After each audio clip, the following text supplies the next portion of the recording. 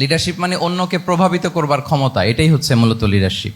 নেতৃত্ব মানে আপনার যদি অন্যকে ইনফ্লুয়েন্স করার ক্ষমতা থাকে, আপনার যদি মানুষকে ম্যানেজ করার ক্ষমতা থাকে, প্রভাবিত করবার ক্ষমতা থাকে, এটাই বেসিকলি লিডারশিপ। যদি আমরা অন্যকে প্রভাবিত করতে পারি তাহলে বাই ডিফল্ট আমি নেতা হয়ে উঠি। এটা হচ্ছে লিডারশিপের মূল সংজ্ঞা বা প্রকৃত কথা। লেটসে ক্লাস শেষে একজন তার বন্ধুদেরকে বলল চল খেলতে যাই, তো কেউ কেউ রাজি, আবার অনেকে রাজি না। সে কনভিন্স করা শুরু করলো, ফাইনালি সে সবাইকে কনভিন্স করে খেলতে নিয়ে গেল, এই যে লিডার হয়ে গেছে। ক্লিয়ার হয়েছে না ব্যাপারটা? তাহলে বেসিকলি অন্যকে প্রভাবিত করবার যে ক্ষমতা, এটাই হচ্ছে কি লিডারশিপ। যদি আমরা অন্যকে প্রভাবিত করতে পারি, ইনফ্লুয়েন্স করতে পারি। আমাদের সমাজে কিংবা রাষ্ট্রে আমরা যে সমস্যাগুলো দেখি, এগুলো বেসিকলি পোর লিডারশিপের কারণে।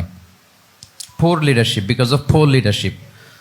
যদি যথাযোগ্য নেতৃত্ব আমরা তৈরি করতে পারতাম, যোগ্য নেতৃত্ব যদি আমরা হাজির করতে পারতাম, তাহলে এই সমস্যাগুলো থাকতো না।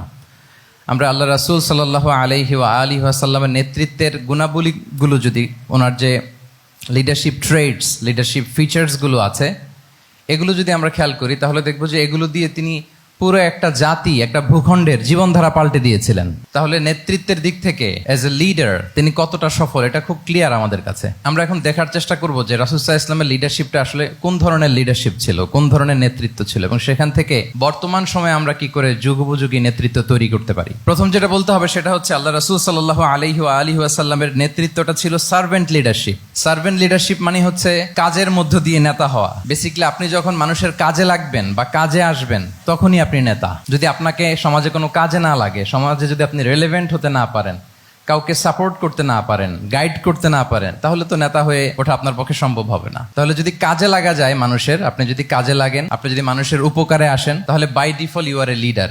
If you are society oriented, if you are people oriented, if you are service oriented, by default you are a leader. আমরা যদি আল্লাহ রাসূল সাল্লাল্লাহু আলাইহি ওয়া আলিহি ওয়াসাল্লামের জীবনের দিকে একটু খেয়াল করি, তাহলে দেখবো যে নবী হওয়ার আগেও কিন্তু আল্লাহ রাসূল সাল্লাল্লাহু আলাইহি ওয়াসাল্লামের এই ক্যারেক্টারিস্টিক্স গুলো ছিল, এই ফিচার গুলো ছিল। উনি মানুষের অনেক কাজে এসেছেন, তিনি মানুষকে সাপোর্ট করতেন, বিপদে তাদের পাশে দাঁড়াতেন, তাই না? তিনি তো অফিসিয়ালি 40 বছর বয়সে নবী হলেন, যদিও আল্লাহর এলেমে তিনি অনেক আগে থেকেই নবী। কিন্তু দুনিয়াতে আল্লাহ রাসূল সাল্লাল্লাহু আলাইহি ওয়াসাল্লাম যখন 40 বছর বয়সে উপনীত হলেন, তখনই তো হেরা গুহায় নাজিল হলো, ইকরা বিসমি রাব্বিকাল্লাযী খালাক, read in the name of your lord who has created. এই যে 5টা আয়াত নাজিল হলো, উনি নিয়ে আসলেন, কাঁপতে লাগলেন। খাদিজা রাদিয়াল্লাহু তাআলা আনহার কাছে বললেন যে মনে হয় আমি মারা যাব, আমাকে কম্বল চাপা দাও, আমার ভয় লাগছে, আমি কাঁপছি। তখন খাদিজা রাদিয়াল্লাহু তাআলা আনহা ওনাকে আশ্বস্ত করলেন, ওয়াল্লাহি লা ইউখজিকাল্লাহু আবাদা, আপনি ভয় পাবেন না, আল্লাহ আপনাকে অপদস্থ করবেন না। ইন্নাকা লা তাসিলুর রাহিমা ওয়া তাসদুকুল হাদিসা, নিশ্চয় আপনি আত্মীয়তার সম্পর্ককে বজায় রাখেন, আপনি সবসময় সত্য কথা বলেন। ওয়া তাহমিলুল কাল্লা, আপনি মানুষের বোঝা বয়ে দেন। ওয়া তাকসিবুল মা'দুমা, যার উপার্জন করার কোনো সক্ষমতা নেই তার জন্য আপনি উপার্জন করেন, তাকে আপনি ফিনান্সিয়াল সাপোর্ট করেন। ওয়া তাকরিউদ দাইফা, আপনি মেহমানকে খাওয়ান। ওয়া তুঈনু আলা নাওয়াইবিল হক, সত্য যেখানে বিপন্ন সেখানে আপনি সত্যের বীর সেনানী হয়ে দাঁড়িয়ে যান। তো এই ফিচার যাদের মধ্যে থাকে, এমন ব্যক্তিত্বকে আল্লাহ তাআলা কখনোই অপমান করতে পারেন না। আপনি চিন্তিত হবেন না, ডোন্ট ওয়ারি অ্যাবাউট ইট, কোনো ভয় নাই, কোনো চিন্তা নাই, আপনি আশ্বস্ত হন। তাহলে দেখেন, এই যে 6টা গুণের কথা খাদিজা রাদিয়াল্লাহু তাআলা আনহা বললেন, এগুলো কিন্তু রাসূল সাল্লাল্লাহু আলাইহি ওয়াসাল্লাম নবী হওয়ার আগের গুণ। অর্থাৎ 40 বছর বয়সে তিনি উপনীত হওয়ার আগেই ওনার এই অভ্যেস ছিল যে উনি অন্যের বোঝা বইয়ে দিতে হেল্প করতেন, মানুষকে সাপোর্ট করতেন। যার উপার্জন করার সুযোগ নাই, ক্ষমতা নাই, তাকে তিনি উপার্জন করে দিতেন, মানে তাকে ফিনান্সিয়ালি সাপোর্ট করতেন, মেহমান খাওয়াতেন। তার মানে নবী হওয়ার আগেই উনি জনকল্যাণমূলক কাজে নিজেকে সম্পৃক্ত রেখেছেন। মানুষকে তিনি সাপোর্ট করতেন, মানুষকে হেল্প করতেন, উনি মানুষের কাজে লাগতেন। আর যে মানুষের কাজে লাগে, মানুষের উপকারে আসে, জনকল্যাণমূলক কাজে নিজেকে সম্পৃক্ত রাখে, বাই ডিফল্ট সে নেতা, বাই ডিফল্ট সে কি নেতা হয়ে যায়। তাহলে to serve before to lead, নেতৃত্ব এটা আসলে পজিশনের সাথে সম্পৃক্ত না, ইটস অল অ্যাবাউট ইনফ্লুয়েন্স। আপনার বাবা নেতা ছিল, আপনি ছেলে, তো আপনি নেতা, এটাকে নেতৃত্ব বলে না। আপনি যদি মানুষকে প্রভাবিত করবার ক্ষমতা হাসিল করেন, মানুষের কাজে আসেন, আপনাকে যদি সমাজে কাজে লাগে, আপনি মানুষকে সাপোর্ট করেন, তখন আপনি নেতা হয়ে ওঠেন। তাহলে রাসূল সাল্লাল্লাহু আলাইহি ওয়াসাল্লামের লিডারশিপটা যদি বুঝতে হয়, প্রথম কথা হচ্ছে ওনার লিডারশিপের প্যাটার্নটা ছিল সার্ভেন্ট লিডারশিপ। মানে সার্ভিস দেওয়ার মধ্য দিয়ে উনি নেতা বনে গেছেন। নবী হওয়ার আগেই ওনার মধ্যে এই ট্রেড ছিল, উনি মানুষকে সার্ভিস দিতেন। আরবিতেও একটা কথা আছে, সাইয়্যিদুল কওমি খাদিমুহুম, মানে যিনি সমাজের নেতা তিনি হবে সমাজের সবচেয়ে বড় খাদেম। যিনি নেতা হবেন তিনি সমাজের সবচেয়ে বড় কি হবেন? খাদেম হবেন। আমি টোটাল 12টা পয়েন্ট আলোচনা করবার চেষ্টা করবো ইনশাআল্লাহ। প্রথম পয়েন্টটা হচ্ছে সার্ভেন্ট লিডারশিপ, মানে to serve before to lead. নেতা হওয়ার আগে খাদেম হইতে হবে। কি হইতে হবে? খাদেম হইতে পারলে আপনি বাই ডিফল্ট নেতা। তাহলে আল্লাহ রাসূল সাল্লাল্লাহু আলাইহি ওয়া আলিহি ওয়াসাল্লামের নেতৃত্বের প্রথম কথা হচ্ছে ওনার লিডারশিপ প্যাটার্নটা ছিল সার্ভেন্ট লিডারশিপ। এটা হচ্ছে নাম্বার 1। 2 নাম্বার কথা হচ্ছে নেতৃত্বের জন্য যেটা লাগে সেটা হচ্ছে কম্পিটেন্স। কিছু কম্পিটেন্স লাগে, এর মধ্যে অন্যতম কম্পিটেন্স হচ্ছে অ্যালোকুয়েন্স, বাগ্মিতা, বক্তব্যের পারঙ্গমতা। এটা লাগে, মানে যিনি নেতা হবেন তিনি কথা বলতে জানতে হবে, কথা বলতে পারতে হবে।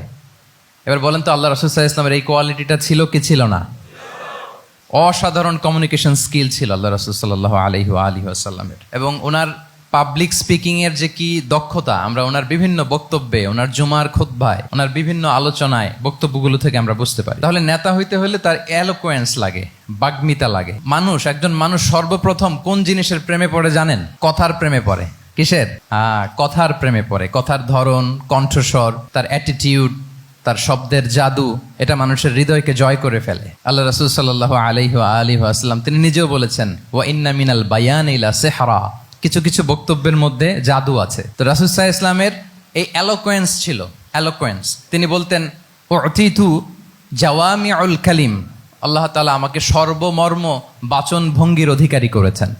মানে উনি যেটা বলতেন এটা ছিল very precise in wording but comprehensive in meaning. এটার যে দোতনা, এটার যে appeal to the heart of the people, to the heart of the listener, এটা অসাধারণ, মানুষের হৃদয়কে জয় করে ফেলতো। আল্লাহু আকবার। তাহলে নেতা হইতে হইলে তার কমিউনিকেশন স্কিল লাগবে। কি বলেন? লাগবে। এখন নেতা আসছে, উনি বক্তব্য করতে পারতেছে না, তাহলে কি নেতা হইতে পারবে?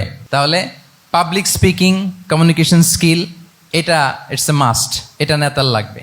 যেমনটি রাসূলুল্লাহ সাল্লাল্লাহু আলাইহি ওয়া আলিহি ওয়াসাল্লামের ছিল। উনি সর্বমর্ম বাচন ভঙ্গির অধিকারী ছিলেন। বলতেন কম, কিন্তু এটার অ্যাপিল ছিল অনেক বেশি, এটার ব্যাখ্যা হয়ে যেত অনেক। রাসূল সাল্লাল্লাহু আলাইহি ওয়াসাল্লামের সবচাইতে বড় ভাষণটি ছিল বিদায় হজের ভাষণ, খুব সম্ভবত। ওই ভাষণের টেক্সটগুলোকে যদি একসাথে করা হয়, আমার মনে হয় 10 মিনিটের বেশি লাগবে না ওই টেক্সটগুলো পড়তে। তার মানে সবচাইতে বড় যে ভাষণ ওনার, ওটা কত ছিল? 10 থেকে 12 মিনিটের ভাষণ ছিল। আমরা তো ঘন্টার পর ঘন্টা বক্তব্য করি, তারপরেও তো আমরা মানুষের মনকে খুশি করতে পারি না। উনি সেই যে 1400 বছর আগে 10 মিনিটের একটা ছোট্ট ভাষণ দিলেন, গোটা বিশ্ব আজও হাবুডুবু খায় ওই ভাষণের ভেতর। ঠিক কিনা বলেন? তাহলে উতিতু জাওয়ামিউল কালিম, আমি সর্বমর্ম বাচনভঙ্গির অধিকারী। সুবহানাল্লাহ, ভেরি প্রেসাইজ এন্ড ক্লিয়ার। কতটা প্রেসাইজ এন্ড ক্লিয়ার ছিল রাসূল সাল্লাল্লাহু আলাইহি ওয়াসাল্লামের বক্তব্য? আম্মা জান আয়েশা রাদিয়াল্লাহু তাআলা আনহা বলেন, লাউ আদ্দাহুল আদ্দু লা আহসাহু, তিনি যখন বক্তব্য করতেন, কেউ যদি চাইতো যে দেখি কয়টা শব্দ বললেন বক্তব্যে, কয়টা বাক্য বললেন, চাইলে মুহূর্তে গুনে ফেলা যেত সেটা। এত প্রেসাইজ এন্ড ক্লিয়ার বক্তব্য ছিল যে তিনি কয়টা বাক্য ব্যবহার করেছেন, কয়টা শব্দ ইউজ করেছেন এই বক্তব্যে, চাইলে যে কেউ গুনে ফেলতে পারত। এবং তিনি খুবই শুদ্ধ আরবিতে কথা বলতেন, আফসাহুল লিসান ছিলেন। বিশুদ্ধ ভাষায় কথা বলতে পারা এটা অনেক জরুরি। রাসূল সাল্লাল্লাহু আলাইহি ওয়াসাল্লাম অত্যন্ত বিশুদ্ধ আরবিতে কথা বলতেন। এবং বিশুদ্ধ আরবি জানাটা বা বিশুদ্ধ ভাষাটা এত জরুরি যে আল্লাহ তাআলা তার প্রিয় হাবিবকে এই বিশুদ্ধ ভাষা শেখানোর জন্য মায়ের বুকের দুধ খাওয়া থেকে বঞ্চিত রেখেছিলেন। আমি আবারও বলছি, বিশুদ্ধ ভাষাটা এত জরুরি যে আল্লাহ তাআলা তার প্রিয় হাবিবকে মায়ের বুকের দুধ থেকে বঞ্চিত রেখেছেন শুধু বিশুদ্ধ ভাষার জন্য। তিনি কিন্তু মায়ের বুকের দুধ খেতে পারেন নাই। হালিমাতু সাদিয়ার সাথে সেই বনু সাদ গোত্রে চলে গিয়েছেন, সেখানে ছিলেন। হালিমাতু সাদিয়া ওনাকে দুধ খাইয়েছেন।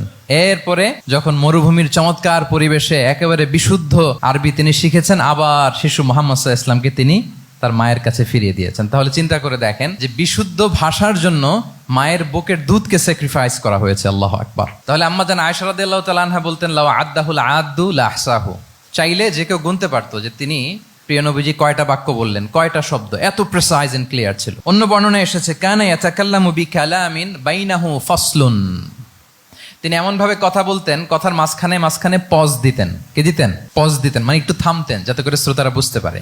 ইয়াতাকাল্লামু বিকালামিন বাইনাহু ফাসলুন, বলতে বলতে মাঝে মাঝে একটা পজ দিতেন যাতে সবাই বুঝতে পারে। ইয়াহফাযুহু মান জালাসা ইলাই, আশেপাশে যারা বুঝতো তারা বসতো, তারা সহজে এটা মুখস্থ করে ফেলতে পারে। পজ দিয়ে দিয়ে থেমে থেমে এত চমৎকার করে ওনার প্রেজেন্টেশন ছিল, বক্তব্য মালাগুলো ছিল, ফলে যারা শুনতেছে ইজিলি মুখস্থ করে ফেলতে পারত। এবং গুরুত্বপূর্ণ কথা তিনি এমফেসাইজ করতেন, 3 বার বলতেন। একবার তিনি বলতেছেন আত্তাকওয়া হা হুনা হা হুনা হা হুনা ওয়া ইউশিরু ইলা সাদরিহি সালাসা মাররাত। তাকওয়াকে তিনি এখানে রেফার করেছেন। আমরা তো মনে করি তাকওয়া সব ঢুকে গেছে এখানে, তাকওয়া ঢুকে গেছে টুপিতে, তাকওয়া ঢুকে গেছে জামাতে, এগুলো তাকওয়ার একটা নমুনা। কিন্তু আল্লাহ রাসূল সাল্লাল্লাহু আলাইহি ওয়াসাল্লাম বলেছেন তাকওয়া এখানে এখানে এখানে, এভাবে 3 বার তিনি ইঙ্গিত করেছেন। গুরুত্বপূর্ণ কথাকে তিনি এভাবে এমফেসাইজ করতেন। মাঝে মাঝে এমন আবেগঘন বক্তব্য উপস্থাপন করতেন, সাহাবারা অশ্রুসিক্ত হতো। ওয়াজিলাত মিনহাল কুলুব যারাফাত মিনহাল উয়ুন। সাহাবারা বলতেন যে আমরা অশ্রুসিক্ত হতাম, আমাদের হৃদয় বিগলিত হতো, এত চমৎকার মর্মস্পর্শী বক্তব্য তিনি করতেন। এটা প্রেক্ষাপটের আলোকে। আবার যুদ্ধের ময়দানে যখন কমান্ড করতেন তখন আলা সাউতু ওয়াশতাদ্দা গদাবু, তিনি রেগে যেতেন, উঁচু কণ্ঠে তিনি কথা বলতেন, মনে হচ্ছে একজন সেনাবাহিনীর কমান্ডার তার ব্যাটালিয়নকে কমান্ড করছেন। আল্লাহু আকবার। তাহলে বক্তব্যের যত দিক হতে পারে, স্লো মোশনে তেজস্বী বক্তব্য, খুব জ্বালাময়ী বক্তব্য, আবার মর্মস্পর্শী বক্তব্য, সব ধরনের বক্তব্য তিনি করতেন। সুবহানাল্লাহ। তাহলে এলোকোয়েন্স, 2 নাম্বার হচ্ছে এলোকোয়েন্স। কম্পিটেন্সের খুব গুরুত্বপূর্ণ একটা অংশ হচ্ছে এলোকোয়েন্স, বাগ্মিতা। এটা একজন নেতার থাকা চাই। কি বলেন? একজন নেতার এরকম বক্তব্য দিতে জানতে হবে না? আল্লাহ রাসূল সাল্লাল্লাহু আলাইহি ওয়া আলিহি ওয়াসাল্লাম তিনি ঠিক এইভাবে বক্তব্য করতেন। মাঝে মাঝে তিনি ইমোশনাল ইন্টেলিজেন্স ইউজ করতেন, মানে আবেগ অনুভূতিকে নাড়িয়ে দিয়ে শ্রোতাকে প্রভাবিত করে ফেলা। স্পিরিচুয়াল ইন্টেলিজেন্স বা ইমোশনাল ইন্টেলিজেন্স তিনি বক্তব্যের মধ্যে ব্যবহার করতেন। এমনভাবে তিনি নাসিহাত করতেন, এমনভাবে কথা বলতেন, মানুষের আবেগ অনুভূতিকে তিনি নাড়িয়ে দিতেন। আল্লাহু আকবার। ছোট্ট একটা উদাহরণ এখানে আমি হাজির করি। আপনারা হুনাইনের যুদ্ধের কথা নিশ্চয়ই শুনেছেন। কত হিজরিতে হয়েছিল? 8ম হিজরি। তার মানে মক্কা বিজয়ের ইমিডিয়েট পরেই, কয়েক সপ্তাহ পরেই তো হুনাইনের যুদ্ধ হয়েছিল। তো এই হুনাইনের যুদ্ধে অনেক ওয়ার বুটিজ মুসলমানদের করতলগত হয়েছিল, মানে অনেক গানিমাত, অনেক সম্পদ ওনারা যুদ্ধ শেষে যুদ্ধলব্ধ সম্পদ হিসেবে পেয়েছিলেন। 24,000 উট, প্রায় 40,000 ভেড়া, এত পরিমাণ গানিমত যখন রাসূল সাল্লাল্লাহু আলাইহি ওয়াসাল্লাম পেলেন, তিনি এগুলো বন্টন করতে শুরু করলেন। কিন্তু রাসূল সাল্লাল্লাহু আলাইহি ওয়াসাল্লাম তিনি বন্টন করতে যে আনসারী সাহাবীদেরকে, অর্থাৎ মদিনার যে সাহাবারা, তাদেরকে কিছুই দিলেন না, বরং তিনি মক্কার সাহাবাদেরকে দিলেন, অন্যান্য গোত্রের লোকদেরকে দিলেন, আশেপাশের সবাইকে দিলেন, কিন্তু দিলেন না কাদেরকে? আনসারী সাহাবীদেরকে। তো ফলে এত বিশাল ওয়ার বুটিজ, এর মধ্যে থেকে কিছুই আনসারীরা পেল না। ওনাদের মধ্যে ক্ষোভের জন্ম নিল।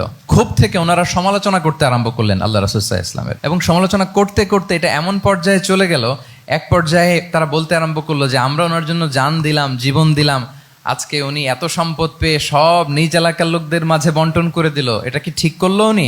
আল্লাহর নবীকে ক্ষমা করুক। মানে কেমন যেন রাসূল একটা ভুল করে ফেলছেন, রাসূল সাল্লাল্লাহু আলাইহি ওয়াসাল্লাম ওনাদেরকে দিতে বাধ্য ছিলেন, এটা যেহেতু দেন নাই, আল্লাহ তার রাসূলকে ক্ষমা করুক, এরকম একটা কথা তারা বলে ফেললেন। এটা তো অনেক বড় কথা।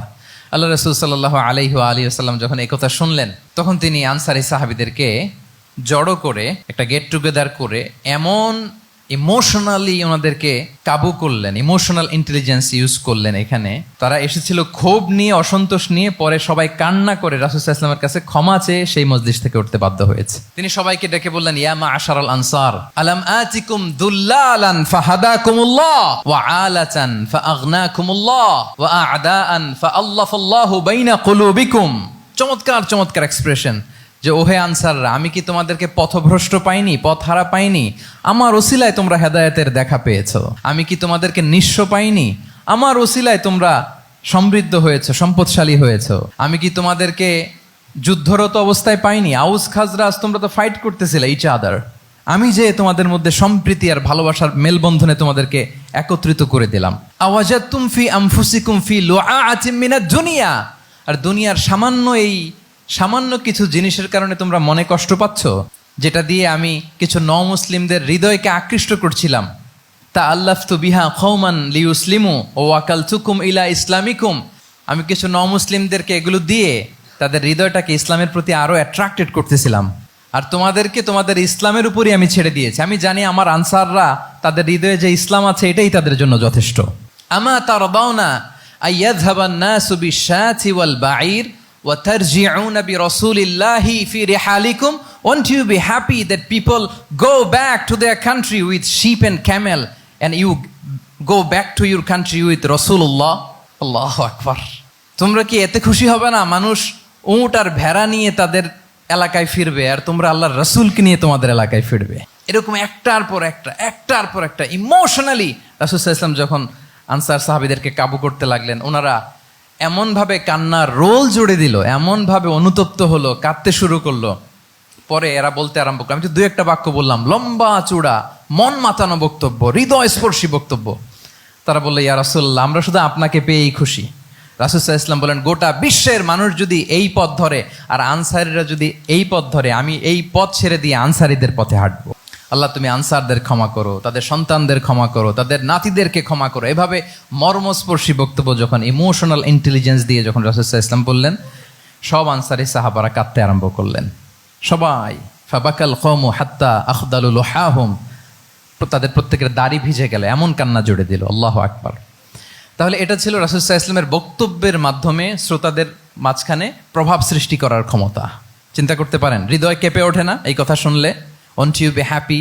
People go back to their home with sheep and camel and you take the messenger of Allah with you.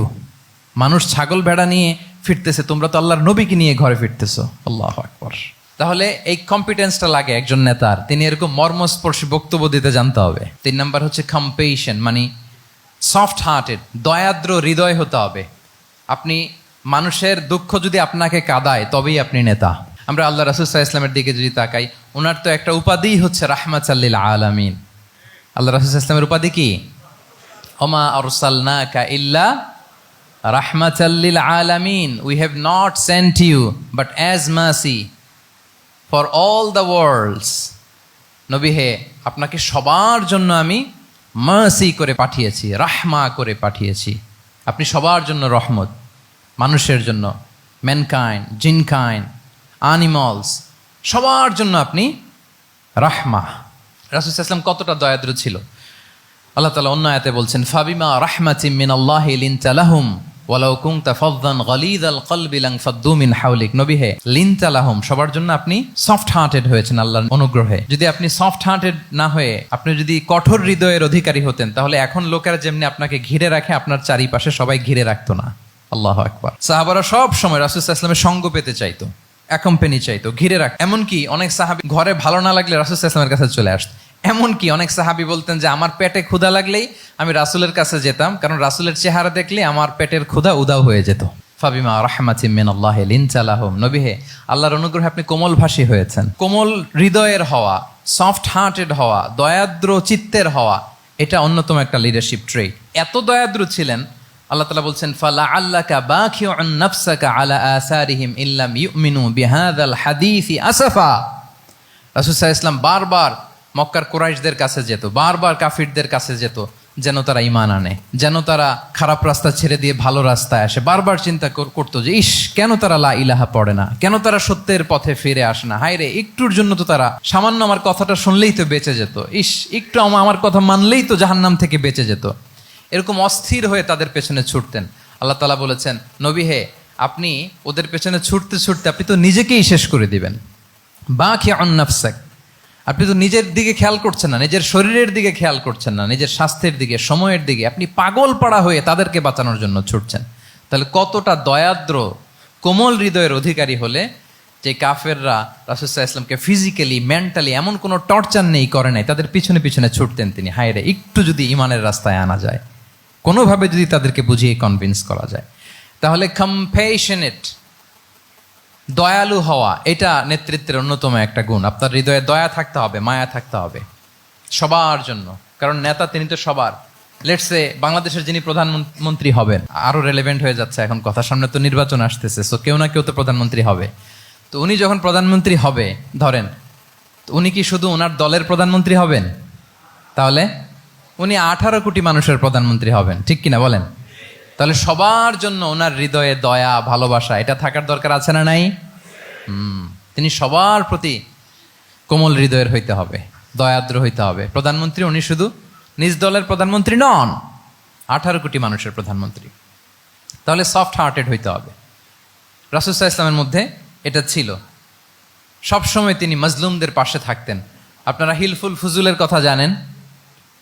ওনার বয়স যখন 35, ইয়ামানের এক ব্যবসায়ী আসছিল মক্কায় ব্যবসা করতে। পণ্য বিক্রির পরে আস ইবনে ওয়াইল নামে এক দুষ্ট জালেম, সে পণ্য নিয়ে বলে আমরা এই এলাকার লোক, আমরা দাম দিব না, কি করতে পারো করো। এই লোক কান্না জুড়ে দিল। তার কান্না দেখে রাসূল সাল্লাল্লাহু আলাইহি ওয়াসাল্লামের হৃদয়ে দয়া হলো। তিনি ওনার চাচা জুবাইর ইবনে আব্দুল মুত্তালিব সহ ওনার মতো যারা ইয়াং স্টার আছে সবাইকে নিয়ে একটা সংঘ করলেন। এটাই তো হালাফুল ফুদুল, মূলত নাম হচ্ছে হালাফুল মুত্তাইয়িবিন। জাহিলি যুগে ওনাদের প্রথা ছিল, কোনো একটা ভালো কাজে কেউ যখন এক হতো, রং ভর্তি বালতির ভেতরে হাত ঢুকিয়ে তারা পাথরের মধ্যে ওই হাতের ছাপ দিত, সবাই ওইখানে ছাপ দিত। ফলে কাইন্ড অফ কভেনেন্ট, এটা একটা চুক্তির মতো যে আমরা চুক্তিবদ্ধ হলাম, এগ্রিমেন্ট করলাম যে আমরা সবাই এক। তো রাসূল সাল্লাল্লাহু আলাইহি ওয়াসাল্লাম ওনার মতো ইয়াংস্টারদেরকে নিয়ে এই হালাফুল মুত্তাইয়িবিন বা হালাফুল ফুদুল করেছেন। এবং এটার মূল কথা ছিল, মূল স্লোগান ছিল নাহনু মাআল মাজলুম দিদ্দা যালিম, আমরা সবসময় মাজলুমের পক্ষে থাকবো, জালিমের বিপক্ষে। এটা ছিল হিলফুল ফুজুলের কি মূল শিক্ষা। এভাবে সব সময় তিনি মাজলুমদের সাথে ছিলেন। শ্রমিক সাহাবীদেরকে বড্ড ভালোবাসতেন, শ্রমজীবীদেরকে বড্ড ভালোবাসতেন। এমনকি বিদায় হজের মতো এরকম গুরুত্বপূর্ণ ভাষণও শ্রমজীবীদের কথা বাদ যায়নি, গরিবদের কথা বাদ যায়নি। আরিকাআকুম আতঈমুহুম মিম্মা তাআকুলুন ওয়ালবাসুহুম মিম্মা তালবাসুন। খবরদার, সেদিনও বলেছিলেন সেই বিদায় হজের ভাষণে, তোমরা তোমাদের শ্রমজীবী লোকদের কথা ভুলে যেও না, তোমাদের স্টাফদের কথা, তোমাদের দাস দাসীদের কথা।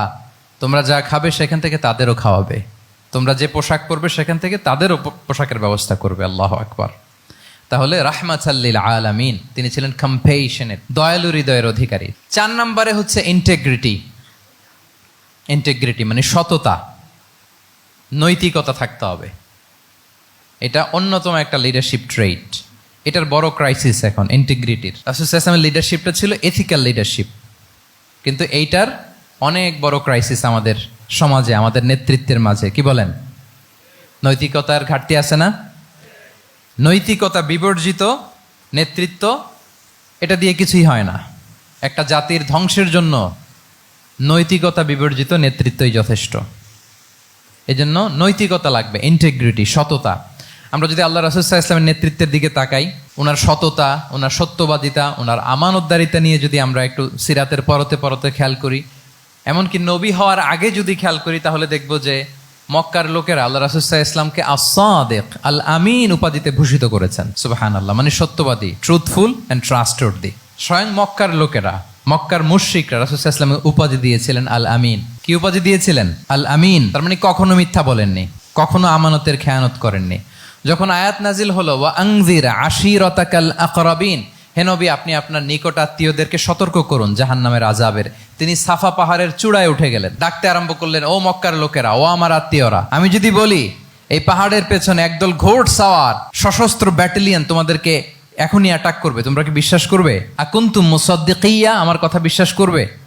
মক্কাবাসী এক বাক্যে কি বলেছিল জানেন? তারা বলেছিল নাম, অবশ্যই বিশ্বাস করব। কেন বিশ্বাস করবে? বলে যে মা জাররাবনা আলাইকা ইল্লা সিদকা, we have never ever experienced a single lie from you in our life. আমরা জীবনে কোনোদিন তোমার মিথ্যা বলতে শুনি নাই। আল্লাহু আকবার। কি নিঃসংকোচ স্বীকৃতি এলাকার লোকদের। এইটা আমাদের সমাজে অনেক বড় ক্রাইসিস, আমানতদারিতা, ট্রাস্টওয়ার্দিনেস। সো এখান থেকে আমাদের শিখতে হবে, অনেক কিছু রিভাইজ করতে হবে আমাদেরকে। এই যে নতুন বাংলাদেশের চমৎকার সময় এসেছে, আর 54 বছরও হয়তো আমরা এই সুযোগ পাবো না। এজন্য আমাদেরকে শিখতে হবে রাসূল সাল্লাল্লাহু আলাইহি ওয়াসাল্লামের যে ইন্টিগ্রিটি, ওনার যে ট্রাস্টওয়ার্দিনেস, এই আমানতদারিতা থেকে আমাদেরকে শিখতে হবে। তাহলে নেতাকে আস্থার জায়গা তৈরি করে নিতে হয়। রাসূল সাল্লাল্লাহু আলাইহি ওয়াসাল্লাম এটা ধীরে ধীরে তৈরি করেছেন। আপনারা জানেন যে উনি নবুয়তের আগে পার্টনারশিপে বিজনেস করতেন খাদিজা রাদিয়াল্লাহু তাআলা আনহার সাথে, মানে খাদিজা রাদিয়াল্লাহু তাআলা আনহার ইনভেস্টমেন্ট আর উনি শ্রম দিতেন। তো উনি সিরিয়াতে গিয়েছেন পণ্য নিয়ে, মালামাল নিয়ে। ওনার ব্যবসা বাণিজ্যের ধরন কেমন এটা দেখবার জন্য খাদিজা রাদিয়াল্লাহু তাআলা আনহা ওনার এক বান্ধবীকে পাঠিয়েছিলেন ওই ক্যারাভ্যানে, ওই কাফেলায়। নাম ছিল মাইসারা। তো মাইসারাকে বলেছে, মাইসারা তুমি দেখবা যে টাকা পয়সা আবার উল্টাপাল্টা করে কিনা, ঠিকঠাক মতো ব্যবসা করে কিনা, আমার huge investment, on behalf of me তুমি এই ক্যারাভ্যানে থাকবে আর দেখবে যে মোহাম্মদ ঠিকঠাক বিজনেসটা করে কিনা। আল্লাহু আকবার। মাইসারা এই সফর শেষে এসে খাদিজা রাদিয়াল্লাহু তাআলা আনহার কাছে এমন পজিটিভ রিভিউ দিয়েছে, এই রিভিউ শুনেই খাদিজা রাদিয়াল্লাহু তাআলা আনহা বিষ্ণু ইসলামকে বিয়ে করার জন্য রাজি হয়ে গেছেন। আলহামদুলিল্লাহ। মাইসারা এসে রিভিউ দিতে লাগলো যে মোহাম্মদ সে সবার চেয়ে আলাদা সাল্লাল্লাহু আলাইহি ওয়াসাল্লাম। তার ওঠা বসা, তার চলন বলন, তার কথন, তার ডিলিংস, তার লেনদেন সব আলাদা, অসাধারণ তিনি। মাইসারার রিভিউ শুনে আল্লাহু আকবার, খাদিজা রাদিয়াল্লাহু তাআলা আনহা তিনি অবাক হয়ে গেলেন এবং তিনি বিয়ের প্রস্তাব পাঠালেন। রাসূল সাল্লাল্লাহু আলাইহি ওয়াসাল্লামের এই আমানতদারিতায় মুগ্ধ হয়ে কি করলেন? বিয়ের প্রস্তাব পাঠালেন। তাহলে কি পরিমাণে ট্রাস্টওয়ার্দিনেস ওনার ছিল। আরো মজার ব্যাপার হচ্ছে মক্কার কুরাইশরা, মক্কার লোকেরা রাসূল সাল্লাল্লাহু আলাইহি ওয়াসাল্লামের কাছে এসে আমানতের সম্পদ গচ্ছিত রাখতো। আবু জাহেলের কাছে রাখতো না, উতবা, শাইবা, ওয়ালিদ ইবনে মুগিরা কারো কাছে রাখতো না। খেয়াল করে দেখেন, দল করে আবু জাহেলের, দল করে কার? কিন্তু আমানত রাখে কার বাসায়? কি অবাক করা কাণ্ড না? কর্মী হচ্ছে আবু জাহেলের, কিন্তু আমানতের সম্পদ রাখে কার কাছে? মুহাম্মদ সাল্লাল্লাহু আলাইহি ওয়াসাল্লামের বাসায়। রাসূল সাল্লাল্লাহু আলাইহি ওয়াসাল্লাম যেদিন হিজরত করবেন, উনি সাইয়েদনা আলী রাদিয়াল্লাহু তাআলা আনহুকে অ্যাসাইন করে গিয়েছেন যে আলী তুমি থাকো, তুমি কয়েকদিন পরে মদিনায় হিজরতে যাবা, আমার কাছে যত আমানতের সম্পদ আছে এগুলো তুমি আগে বিলি করে তারপরে যাবে। রাসূল সাল্লাল্লাহু আলাইহি ওয়াসাল্লাম আবু বকর রাদিয়াল্লাহু তাআলা আনহুকে নিয়ে চলে গেলেন। আলী রাদিয়াল্লাহু তাআলা আনহুর টানা 3 দিন লেগেছে যে ডেপোজিটগুলো রাসূল সাল্লাল্লাহু আলাইহি ওয়াসাল্লামের কাছে ছিল, আমানতের যেই জিনিসগুলো ছিল এগুলো বন্টন করতে সাইয়েদনা আলী রাদিয়াল্লাহু তাআলা আনহু 3 দিন সময় নিয়েছেন। 3 দিন। এত পরিমাণ আমানতের সম্পদ রাসূল সাল্লাল্লাহু আলাইহি ওয়াসাল্লামের কাছে ছিল। আল্লাহু আকবার। তাহলে এই আমানতদারিতা, সততা, অনেস্টি, ট্রাস্টওয়ার্দিনেস এটা অনেক জরুরি নেতৃত্বের জন্য। নেতা হতে চাইলে তাকে আমানতদার হইতে হবে। যদি একজন ট্রু লিডার কেউ হতে চায় তার মধ্যে আমানতদারিতা চাই। কি চাই? আমানতদার। তাহলে ইন্টিগ্রিটি।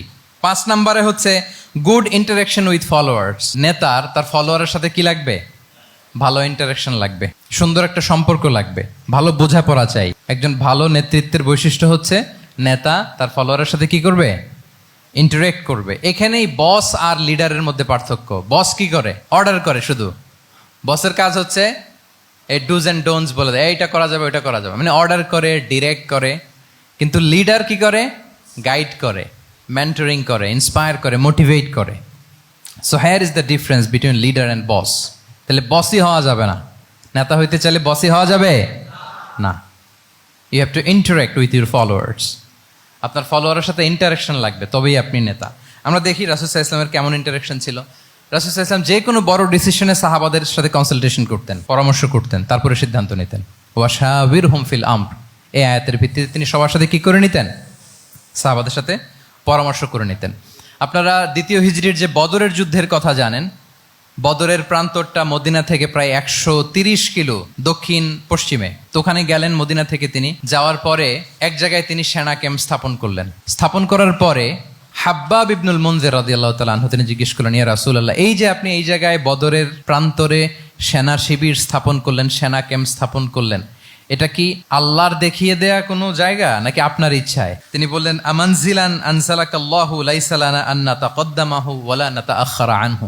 এটা কি একেবারে ফিক্সড আল্লাহর পক্ষ থেকে ওহী যে এখানেই শিবির স্থাপন করতে হবে, নাকি আমহুয়া রায়ু ওয়াল হারবু ওয়াল মাকিদা, নাকি এটা যুদ্ধের কৌশল হিসেবে আপনি নিজ থেকে করেছেন? রাসূল সাল্লাল্লাহু আলাইহি ওয়াসাল্লাম বললেন, না, এটা কোনো ওহী না।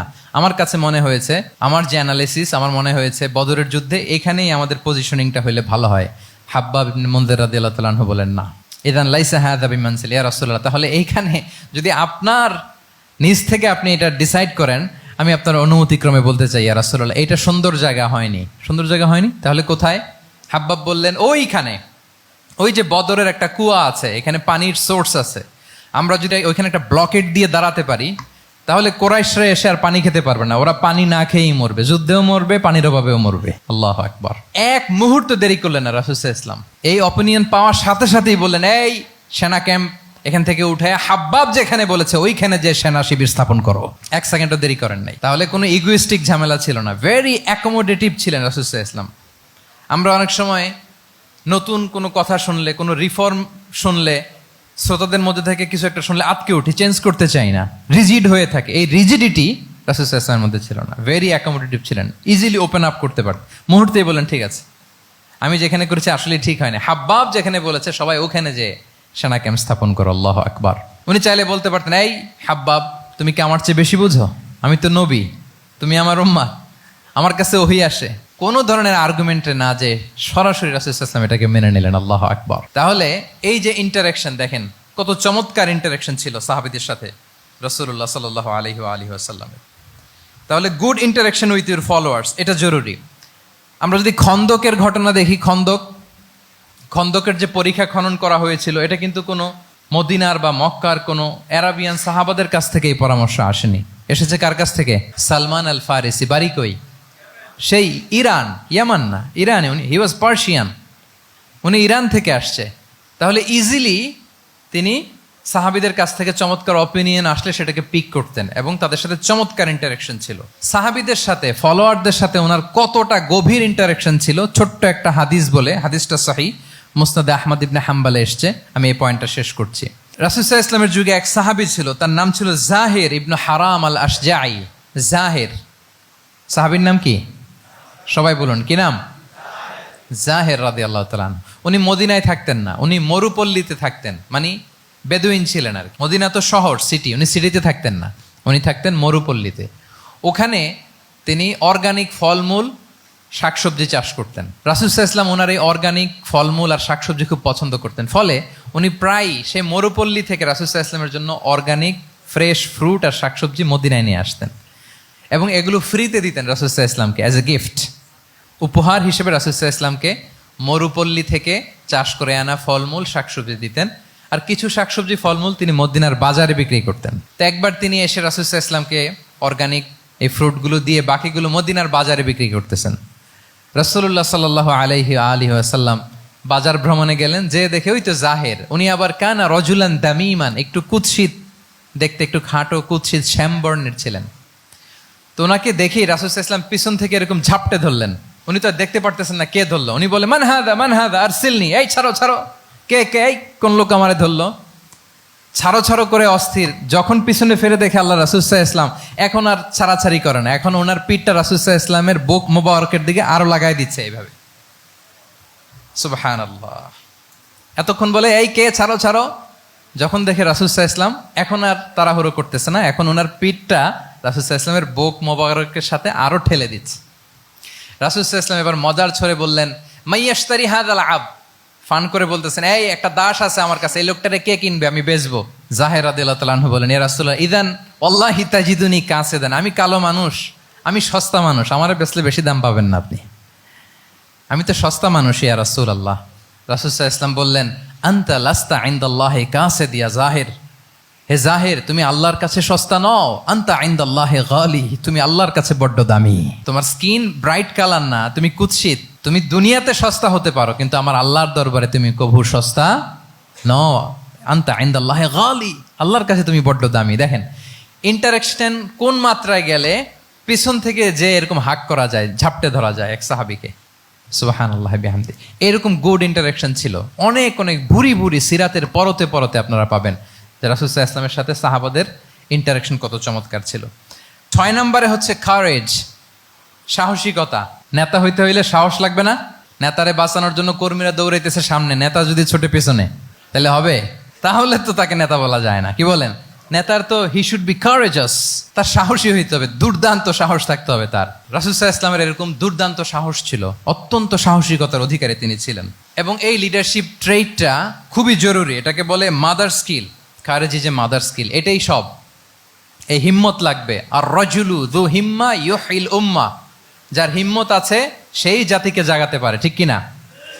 এই যে আমাদের কাছে তো উদাহরণ একেবারে হাতের কাছেই, এই যে 5 আগস্টে, এই যে জুলাই আপরাইজিং, যদি কারেজ না থাকতো আমাদের তরুণদের, আমাদের জেনজিদের, তাহলে এই পরিবর্তন কি আমরা দেখতে পেতাম? না। আমি গল্প শুনছিলাম যে এই চট্টগ্রাম বিশ্ববিদ্যালয় থেকে 2 জন শহীদ হয়েছে, আল্লাহ তাদের কবরগুলোকে তুমি জান্নাতে টুকরা বানিয়ে দাও। এই যে আমাদের তরুণরা তাজা রক্ত দিয়ে একটা চেঞ্জ এনেছে, পরিবর্তন, এটা তো কারেজ, তাদের সাহসিকতার বহিঃপ্রকাশ, ঠিক কিনা? এটা লাগবে। কেউ যদি লিড দিতে চায়, লিডার হতে চায়, তার এটা লাগবে, মাস্ট। রাসূল সাল্লাল্লাহু আলাইহি ওয়াসাল্লাম অত্যন্ত সাহসী ছিলেন। 2-একটা উদাহরণ আমরা সিরাত থেকে দেখি। একবার মদিনাতে রাত্রিবেলা বিকট একটা আওয়াজ হলো, বিকট এত আওয়াজ, সবাই ঘুম থেকে জেগে গেল। ঘুম থেকে জেগে সবাই হতভম্ব, কিরে এত আওয়াজ তো মদিনাতে কখনো শুনি না, ঘটনা কি? কেউ ঘোড়া নিয়ে, কেউ উট নিয়ে, কেউ খচ্চর নিয়ে, কেউ এমনি খালি পায়ে ছুটতে আরম্ভ করলো আওয়াজের দিকে, দেখি যাই কোথায় কি হলো। সবাই ছুটতে ছুটতে মাঝপথে যেয়ে দেখে রাসূল সাল্লাল্লাহু আলাইহি ওয়াসাল্লাম আওয়াজ কোথায় হয়েছে, কোত্থেকে হয়েছে দেখে ফিরে আসতেছে আর বলতেছে, লান তুরাউ, ডোন্ট ওয়ারি, আরে ভয় নাই ভয় নাই, দেখে আসছি আমি, আল্লাহু আকবার, ভয় নাই, আমি দেখে আসছি, এভরিথিং ইজ ফাইন দেয়ার, সব ঠিক আছে, যাও ফিরো ফিরো মদিনায় ফিরো। সবাই ভয় পেয়ে ঘোড়া টোরা ও ঠাকিয়ে ছুটতে আরম্ভ করছে। অনেক দূর যাওয়ার পরে দেখে রাসূল সাল্লাল্লাহু আলাইহি ওয়াসাল্লাম আবু তালহা রাদিয়াল্লাহু তাআলা আনহুর একটা খুবই ক্ষিপ্ত ঘোড়া নিয়ে উনি দেখে ভিজিট করে ফিরে আসতেছেন। সুবহানাল্লাহ। তাইলে বিপদ ঘটলে নেতা থাকতে হবে কই, সামনে না পেছনে? আমাদের নেতারা থাকে কই? নাকি পেছনেও খুঁজে পাওয়া যায় না? It's a big crisis. নেতা থাকবে কোথায়? Front liner. Leader should be front liner. উনি তো লিড দিবে, নেতৃত্ব দিবে। এখন ওনারা যদি খুঁজে পাওয়া না যায় তাহলে থাকবে কিছু না। এই যে শিখতে হবে আমাদের, যেমনটা রাসূল সাল্লাল্লাহু আলাইহি ওয়াসাল্লাম করলেন। বিকট আওয়াজ, উনি আগে চলে গেছে, কাউকে না বলে দেখে টেকে চলে আসতেছে। আল্লাহু আকবার। হুনাইনের যুদ্ধে এক পর্যায়ে মুসলমানরা পর্যদুস্ত হয়ে যাচ্ছিল, আপনারা অনেকে জানেন। To make the long story short, পুরো ঘটনাটা আমি আনবো না। সাহাবারা দিক বিদিক ছুটতে আরম্ভ করলো। পাহাড়ের উপর থেকে এমন প্রবল বেগে তীর ছোড়া হচ্ছিল, সাহাবারা টিকতে পারছিল না, কেউ এদিকে কেউ ওদিকে। রাসূল সাল্লাল্লাহু আলাইহি ওয়াসাল্লাম এই তীর তলোয়ারকে উপেক্ষা করে সামনে যেয়ে দাঁড়ালেন ঢালের মতো, আর বললেন, আনা নবিয়্যু লা কাযিব আনা ইবনু আব্দুল মুত্তালিব। এই সাহাবারা, আনা নবিয়্যু লা কাযিব, আমি সত্য নবী, আমার দিকে ফেরো। I'm the grandson of Abdul Muttalib, আমি দাঁড়িয়ে আছি, ফেরো।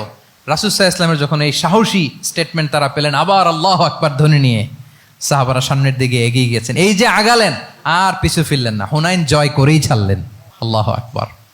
তাহলে ইতিহাসের পরতে পরতে, সিরাতের পরতে পরতে আমরা দেখবো যে রাসূল সাল্লাল্লাহু আলাইহি ওয়াসাল্লাম হি ওয়াজ এ হাইলি কারেজাস, অনেক সাহসী একজন ব্যক্তিত্ব ছিলেন, অত্যন্ত সাহসী পুরুষ ছিলেন। তাহলে নেতা হইতে হইলে তার কি লাগবে?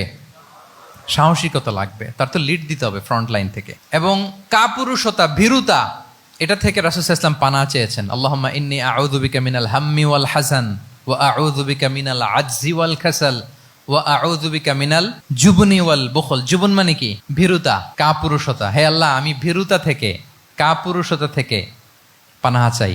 আমরা যেন কাপুরুষ না হই, আমরা যেন ভীরু না হই, আমরা যেন সত্যের বীর সেনানী হয়ে আবু সাঈদের মতো এরকম দুই হাত প্রসারিত করে দাঁড়াতে পারি, ঠিক কিনা? এই যে কারেজাস আবু সাঈদ, হ্যাঁ, is the icon of courage of Bangladesh. কি বলেন? এই যে বুক টান টান করে যে হাত দুটা প্রসারিত করে দাঁড়ালো, আল্লাহু আকবার। গোটা বিশ্ব এখন তাকে আইকনিক ফিগার হিসেবে মেনে নিস। কি বলেন? গোটা বিশ্ব তাকে চিনছে, তার জন্য দোয়া করছে। তাহলে courage, it's an essential leadership trade, এটা লাগবে প্রিয় ভাইয়েরা। আল্লাহ তাআলা এই কারেজ, এই সৎ সাহস দিয়ে আমাদেরকে ধন্য করুক। 7 নম্বরে হচ্ছে কনফ্লিক্ট রিজলভিং এবিলিটি, বিরোধ নিষ্পত্তি করার মতো যোগ্যতা থাকতে হবে নেতার। অর্থাৎ নেতা হইতে হবে এমন যে বিরোধকে নিষ্পত্তি করে দিতে পারে, মিটমাট করে দিতে পারে, ঝগড়া লাগলে মিটায়ে দিতে পারে। এটা গুরুত্বপূর্ণ কোয়ালিটি না নেতার জন্য? কি বলেন? রাসূল সাল্লাল্লাহু আলাইহি ওয়াসাল্লামের কিন্তু এটা ছিল, বিরোধ নিষ্পত্তি করা। রাসূল সাল্লাল্লাহু আলাইহি ওয়াসাল্লাম মক্কা থেকে মদিনায় যে 1 ঘন্টায় বছরের পর বছর চলে আসা যুদ্ধ, they used to fight each other, Aus and Khazraj, 1 ঘন্টায় যুদ্ধ থামাই দিয়েছেন। আল্লাহু আকবার। He was a very good mediator and arbitrator. রাসূল সাল্লাল্লাহু আলাইহি ওয়াসাল্লাম অত্যন্ত ভালো মধ্যস্থতাকারী ছিলেন, ভালো মধ্যস্থতাকারী তিনি ছিলেন। তিনি থামিয়ে দিতে পারতেন, বিরোধকে থামাতে পারতেন। আপনারা জানেন যে মক্কায় একবার সম্ভবত অগ্নিকাণ্ডের কারণে কাবা ঘর জ্বলে গিয়েছিল, ধ্বংস হয়েছিল, কিছু অংশ নষ্ট হয়ে গিয়েছিল। কাবাকে রিনোভেট করা হয়েছিল, ফলে কাবার একটা কর্নারে যে ব্ল্যাক স্টোন কর্নার, রুকনুল হাজারিল আসওয়াদ, হাজরে আসওয়াদ পাথরকে সরিয়ে রাখা হয়েছিল। এখন কাবা যখন পুনর্নির্মাণ শেষ, ওই হাজরে আসওয়াদ পাথরকে আবার তার জায়গায় রাখা হবে। কিন্তু কে রাখবে? সবাই রাখতে চায়, সব দলের নেতারা বলে আমরা রাখবো। এক দলের নেতা বলে যে আমি রাখবো, এটা অনেক very prestigious and dignified issue, এই প্রেস্টিজ আমরা কাউকে নিতে দিব না। আরেক দলের নেতা বলে না, আমাদের পাওয়ার বেশি, আমরা রাখবো। আরেক দলের নেতা বলে যে না, এটা আমাদেরই। আরেকজন বলে রক্তের গঙ্গা বইয়ে দিব মক্কায়, কিন্তু এই সম্মান হাতছাড়া হতে দেব না। এখন জাতীয় 4 নেতা গেছে 4 দিকে, সমাধান তো নাই। পাথর কয়টা? পাথর তো মাত্র একটা। ইন দ্য মিন টাইম রাসূল সাল্লাল্লাহু আলাইহি ওয়াসাল্লাম আসলেন। রাসূল সাল্লাল্লাহু আলাইহি ওয়াসাল্লামকে দেখেই সবাই হ্যাপি, সবাই বলে যা আমিনুন রদিনা বি, এই তো আলামিন আসছে, ওই ফয়সালা করবে। আল্লাহ রাসূল সাল্লাল্লাহু আলাইহি ওয়াসাল্লাম বললেন কি হয়েছে? এই ঘটনা। জাতীয় 4 নেতা বলে এই পাথর নিয়ে তারা নিজেরা রাখবে, কাউকে দিবেন। রাসূল সাল্লাল্লাহু আলাইহি ওয়াসাল্লাম বললেন ঠিক আছে, একটা চাদর নিয়ে আসো। চাদর নিয়ে আসা হলো। এবার জাতীয় 4 নেতা চাদরের 4 কর্নার ধরে দাঁড়ালো। রাসূল সাল্লাল্লাহু আলাইহি ওয়াসাল্লাম নিজ হাতে হাজরে আসওয়াদ তুলে চাদরের মাঝখানে রাখলেন। এবার 4 নেতাকে বললেন আসো তোমরা আমার সাথে। তারা আগাতে লাগলো। কাবা ঘরের সামনে যখন আসলো, রাসূল সাল্লাল্লাহু আলাইহি ওয়াসাল্লাম নিজ হাতে, ওনার বরকতময় হাতে আবার হাজরে আসওয়াদ ধরে ঠিক জায়গা মতো রেখে দিলেন। এতক্ষণ কিন্তু 4 নেতা কি বলছে? কাউরে ধরতে দিব না, কাউকে কিন্তু এখন চাদরের কোনা ধরেই happy. This is called conflict resolving ability. একজন নেতার এরকম কনফ্লিক্ট, সমাজে যখন এই ধরনের বিরোধ তৈরি হয়, ঝামেলা তৈরি হয়, মারামারির মতো পরিস্থিতি তৈরি হয়, সংঘাতের মতো একটা সিচুয়েশন হয়, নেতা এটাকে রিজলভ করার ক্যাপাসিটি এবিলিটি তার থাকতে হবে। আল্লাহ রাসূল সাল্লাল্লাহু আলাইহি ওয়াসাল্লামকে আল্লাহ তাআলা এটা দিয়েছিলেন। আল্লাহু আকবার। শুধু বড় বড় জিনিস না, ছোট ছোট জিনিসও করতে হয়। লেটস সে নিজ দলের নেতা কর্মীদের মধ্যে মারামারি, নিজ দেশের ভেতরে মারামারি, দেশের সাথে প্রতিবেশী দেশের বিরোধ, রিজিওনাল সুপার পাওয়ার হলে আশেপাশের অনেকগুলো দেশের মধ্যে বিরোধ, আপনাকে নেতা হয়ে এগুলো মিটমাট করে দিতে হবে। সুপার পাওয়ার যদি হয়ে যান, গোটা বিশ্বের যেখানে ঝামেলা লাগে, দেখেন না বড় বড় মোরলরা কি করে, ওই কাতারে বসে বসে ওই আফগানিস্তান, তারপর ওই ইসরায়েল, কাতার মিলাই দিচ্ছে, দেখেন না এগুলো নিউজে আপনারা। This is called conflict resolving ability. কনফ্লিক্টকে রিজলভ করতে জানতে হয়। রাসূল সাল্লাল্লাহু আলাইহি ওয়াসাল্লাম এরকম রাষ্ট্রীয় পর্যায়ে, বড় বড় সামাজিক পর্যায়ে, এমনকি ফ্যামিলি অ্যাফেয়ার্সের মধ্যে যত বিরোধ লাগতো রাসূল সাল্লাল্লাহু আলাইহি ওয়াসাল্লাম মিলাই দিতেন। আল্লাহু আকবার। ফ্যামিলি কাউন্সিলিং, এজন্য প্রত্যেক ইমাম খতিবদের এই কাউন্সিলিং এর উপর ট্রেনিং নেওয়া দরকার। আমাদের পরিবারগুলো ভেঙে যাচ্ছে, পরিবারগুলো কি হচ্ছে, ভেঙে যাচ্ছে। আমি পশ্চিমা দেশে আমাদের অনেক স্কলারদের দেখেছি, যারা ইমাম এবং খতিব, তাদের আলাদা করে উইকলি 7 ঘন্টা 8 ঘন্টা 10 ঘন্টা এরকম রাখতে হয় ফ্যামিলি কাউন্সিলিং এর জন্য। যাদের মধ্যে বিরোধ, হাজব্যান্ড ওয়াইফের ঝামেলা চলতেছে, উনি কাউন্সিলিং করে। এটা খুব জরুরি। আল্লাহ রাসূল সাল্লাল্লাহু আলাইহি ওয়াসাল্লাম এটা করতেন, সাহাবাদের মধ্যে করতেন, ইভেন নিজের স্ত্রীদের মধ্যেও করতেন। সহিহ বুখারীতে এসেছে, ওনার স্ত্রীদের মধ্যে 2টা গ্রুপ ছিল। পজিটিভলি নেন, 2টা গ্রুপ, আবার এটা ওই গ্রুপ মনে করেন না। অর্থাৎ মানবিক কারণে সামান্য যে জেলাসি থাকে এক স্ত্রীর সাথে আরেক স্ত্রীর, এটা তো খুব স্বাভাবিক। ওই ওনাদের মধ্যে একসাথে তো অ্যাট এ টাইমে খুব সম্ভবত 9 জন স্ত্রী বেঁচে ছিলেন। হাফসা রাদিয়াল্লাহু তাআলা আনহাকে কেন্দ্র করে একটা গ্রুপ, আয়েশা রাদিয়াল্লাহু তাআলা আনহাকে কেন্দ্র করে একটা গ্রুপ। তাদের মধ্যে অনেক কথাবার্তা, কিছু মানবিক কারণে যেগুলো হয়, এটা কিন্তু ছিল। রাসূল সাল্লাল্লাহু আলাইহি ওয়াসাল্লাম প্রায় ওনাদেরকে নিয়ে বসে এগুলো রিজলভ করে দিতেন। ওনার নিজের কন্যা ফাতেমা রাদিয়াল্লাহু তাআলা আনহার সাথে আলী রাদিয়াল্লাহু তাআলা আনহার যদি মনোমালিন্যের ঘটনা ঘটতো, এগুলো উনি রিজলভ করে দিতেন। এবং খুব কাছাকাছি ছিল কিন্তু ঘর। যারা মদিনায় মাআরিদুস সিরান নাবাবিয়া ওগুলোতে গিয়েছেন, দেখবেন যে রাসূল সাল্লাল্লাহু আলাইহি ওয়াসাল্লামের ঘরের পাশেই অন্যান্য স্ত্রীদের ঘরগুলো একটার পর একটা, পাশেই ফাতেমা রাদিয়াল্লাহু তাআলা আনহার ঘর। একবার তিনি দুপুরবেলা ফাতেমা রাদিয়াল্লাহু তাআলা আনহার ঘরে গেলেন, যে দেখেন যে ঘরে আলী রাদিয়াল্লাহু তাআলা আনহু নেই। তো জিজ্ঞেস করলেন যে আইনা ইবনু আম্মি, কোথায় আলী, কোথায়? তো বললেন যে কানা বাইনি ওয়া বাইনাহু শাই, আমাদের মধ্যে একটু ঝগড়াঝাটি হয়েছে আর কি, মনোমালিন্য হয়েছে। ফাগাদাবানি, উনি একটু রেগে গেছেন আমার উপর। ফাখারাজা ফালাম ইয়াকিল ইনদি, প্রত্যেকদিন খাওয়ার পরে তো এখানেই কাইলুলা করে, আজকার ঘরে কাইলুলা করে নাই, কই যেন চলে গেছে। তো কোথায় গেল? রাসূল সাল্লাল্লাহু আলাইহি ওয়াসাল্লাম লোক পাঠালো, খুঁজে দেখো আলী কোথায়। আলী রাদিয়াল্লাহু তাআলা আনহু উনি মনের কষ্ট নিয়ে মসজিদে নববীর মধ্যে শুয়ে আছেন।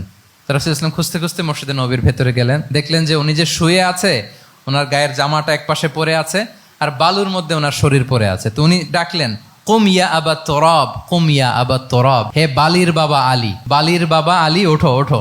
মজা করে বললেন যে ইয়া আবা তুরাব, যেহেতু বালি লেগে আছে গায়ে, বালির বাবা আলী ওঠো। ওখান থেকে ধরে এনে ফাতেমা রাদিয়াল্লাহু তাআলা আনহার কাছে নিয়ে আসে, দুইজনকে পাশে বসিয়ে এই যে আবার মিটমাট। এটা ছিল রাসূল সাল্লাল্লাহু আলাইহি ওয়াসাল্লামের ডেইলি বেসিসে একটা অ্যাক্টিভিটি। কনফ্লিক্ট তিনি রিজলভ করে দিতেন। সহিহ বুখারীতে একটা অধ্যায় আছে, কিতাবুস সুলহি ফিল বুখারীতে আছে কিতাবুস সুলহ, এটার নাম, অধ্যায়টার নাম হচ্ছে কিতাবুস সুলহ, মানে মীমাংসা করে দেওয়ার অধ্যায়। একটা পরিচ্ছেদ আছে, পরিচ্ছেদের নাম হচ্ছে বাবু কওলিল ইমামি লি আসহাবিহি ইযহাবু বিনা নুসলিহ বাইনাহুম। রাসূল সাল্লাল্লাহু আলাইহি ওয়াসাল্লাম প্রায় বলতেন যে আমাকে নিয়ে যাও, আমি মিলাই দিব। ঝগড়া ঝাঁটি মারামারির কথা শুনলে রাসূল সাল্লাল্লাহু আলাইহি ওয়াসাল্লামের বিখ্যাত ডায়লগ এটা। উনি বলতেন, আরে ঝগড়া, ইযহাবু বিনা, আমি আছি না, আমারে নিয়ে যাও, আমি মিলাই দিব। আমাকে নিয়ে যাও, আমি সংশোধন করে দিব। আল্লাহু আকবার। তাহলে কনফ্লিক্ট রিজলভিং এবিলিটি এটা একজন নেতার থাকা চাই। 8 নম্বরে হচ্ছে visionary. A leader should be futuristic, সময়ের আগে চলতে পারা, এটা নেতার কাজ। He should see beyond the boundary, out of the box. তাকে আউট অফ দ্য বক্স চিন্তা করতে হবে। কর্মীরা যদ্দূর দেখে এরপর থেকে নেতা দেখা শুরু করবে, তখন সে হয়ে উঠবে নেতা। এটাকে বলে ভিশনারি। এই ট্রেডটা একটা লিডারশিপ ট্রেড, খুব গুরুত্বপূর্ণ লিডারশিপ ট্রেড, মানে ফারসাইটেডনেস থাকা, দূরদর্শিতা থাকা, ফিউচারিস্টিক অ্যাটিটিউডের হওয়া, সময়ের আগে চলতে পারা, মানে আগ থেকে আন্দাজ করতে পারা। রাসূল সাল্লাল্লাহু আলাইহি ওয়াসাল্লামের মধ্যে এটা ছিল। কেমন ছিল?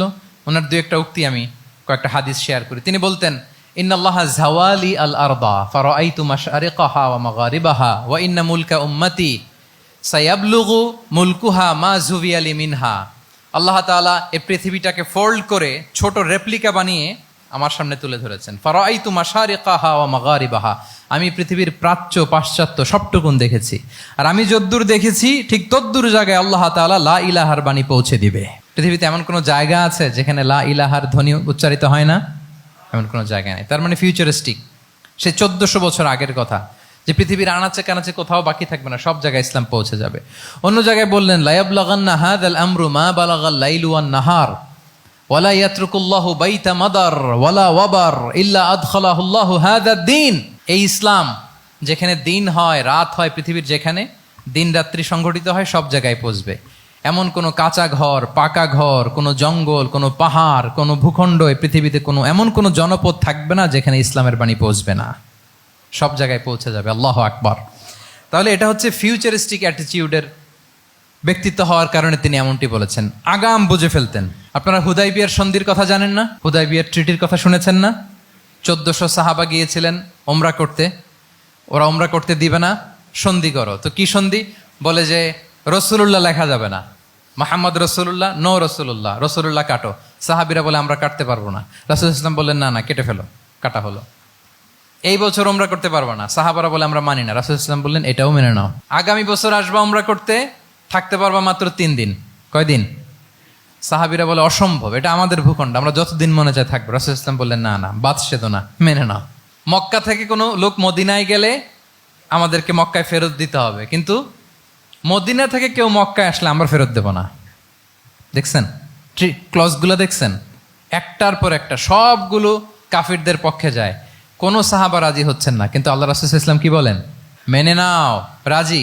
কারণ সাহাবারা তো অতটুক দেখতে পারতেছে না। বলেন 3 তালা উপর থেকে, 3 তালা ভবন থেকে একজন মানুষ যদ্দূর দেখে, 30 তালা ভবনের উপর থেকে কি ওইরকমই দেখে? পানোরামিক ভিউ দেখে, সে অনেক বড় করে দেখে। আর 3 তালার উপর থেকেই সামান্য কিছু দেখে। রাসূল সাল্লাল্লাহু আলাইহি ওয়াসাল্লাম অনেক দূর দেখতে পাচ্ছিলেন। তিনি চিন্তা করলেন কিছু বছর যদি আমাদের মধ্যে দাঙ্গা হাঙ্গামা যুদ্ধ বন্ধ থাকে, আমরা গ্লোবালি ইসলামকে ছড়াই দিতে পারবো। শান্তভাবে মদিনাতে একটা স্ট্রং ইসলামিক কমিউনিটি আমরা তৈরি করতে পারবো। আল্লাহু আকবার। এবং তিনি দেখতে পাচ্ছিলেন ইন্না ফাতাহনা লাকা ফাতহাম মুবিনা। এই হুদাইবিয়ার এই চুক্তি, যেটা আদতে অ্যাপারেন্টলি মনে হচ্ছে সব আমাদের বিপক্ষে যায়, আসলে এইটাই আমাদেরকে ভূমি ধস জয় এনে দিবে। আল্লাহু আকবার। এবং সেটাই হয়েছে। 9 নাম্বার হচ্ছে রেজিলিয়েন্স। এটা একটা চমৎকার লিডারশিপ ট্রেট। রেজিলিয়েন্স মানে সংকট কাটিয়ে ঘুরে দাঁড়াবার সামর্থ্য, মানে যাকে কেউ থামাতে পারে না। আনস্টপেবল, আনস্টপেবল, কোনো কিছু তাকে থামাতে পারে না। লেগে থাকার মানসিকতা, টিকে থাকার মানসিকতা, সহজে হার না মানা, আবার ঘুরে দাঁড়ানো, এটার বলে রেজিলিয়েন্স। এই ক্যাপাসিটি, এই কোয়ালিটি রাসূল সাল্লাল্লাহু আলাইহি ওয়াসাল্লামের মধ্যে ছিল। হি ওয়াজ আনস্টপেবল, হ্যাভিং আনবিলিভেবল সাবর। কোনো কিছু রাসূল সাল্লাল্লাহু আলাইহি ওয়াসাল্লামকে থামাতে পারে নাই। পেরেছে? বলেন, পেরেছে কেউ থামাতে? ছোটবেলা থেকে স্ট্রাগল করে, একটার পর একটা স্ট্রাগল ফেস করে বড় হয়েছেন। জন্মের আগেই তো ওনার পিতাকে আল্লাহ তাআলা উঠিয়ে নিলেন। তার মানে বাবাকে নিজ চোখে এই দুনিয়াতে আমাদের প্রিয় নবীজি দেখে যান নাই। আল্লাহ রাসূল সাল্লাল্লাহু আলাইহি ওয়াসাল্লাম ওনার বাবাকে, পিতাকে দেখছেন? দেখেন নাই। ওনাদের আমেনা এবং আব্দুল্লাহ, ওনাদের সংসার ছিল মাত্র সপ্তাহখানেক, 1 সপ্তাহের সংসার। এই সপ্তাহখানেকের সংসারেই আল্লাহ তাআলা রাসূল সাল্লাল্লাহু আলাইহি ওয়াসাল্লামকে ওনার মায়ের পেটে পাঠিয়েছেন। আব্দুল্লাহ চলে গেলেন ব্যবসায়, ফিরে আসার পথে ওখানেই মারা গেলেন, ইয়াসরিবে। তার মানে জন্মের আগেই বাবাকে হারালেন, ইয়াতিম হয়ে দুনিয়াতে আসলেন। এরপরে মাকে হারালেন, এরপরে দাদাকে হারালেন, এরপরে চাচাকে হারালেন। Physically, mentally torture, emotionally traumatise করার যত ধরন আছে কাফিররা করেছে। কোনো কিছু রাসূল সাল্লাল্লাহু আলাইহি ওয়াসাল্লামকে থামাতে পেরেছে? ওনার লাইফ থ্রেট ছিল। হিজরতের রাতে তো আল্লাহ তাআলা বললেন আজই যেতে হবে, না হলে হত্যার ষড়যন্ত্র হচ্ছে, ব্ল্যাক ম্যাজিক করা হয়েছে। রাসূল সাল্লাল্লাহু আলাইহি ওয়াসাল্লাম খাসির মাংস, খাসির যে বাজুর মাংস, এটা পছন্দ করতেন। খাইবারে এক ইহুদি নারী এই খাসির মাংসের মধ্যে বিষ মিশিয়ে, পয়জন দিয়ে রাসূল সাল্লাল্লাহু আলাইহি ওয়াসাল্লামকে খাইয়েছিল হত্যার জন্য, একটার পর একটা। বলেন রাসূল সাল্লাল্লাহু আলাইহি ওয়াসাল্লামের মিশন থেকে এক চুল পরিমাণ ওনাকে পেছনে নেওয়া গিয়েছে? He was unstoppable. This is called resilience.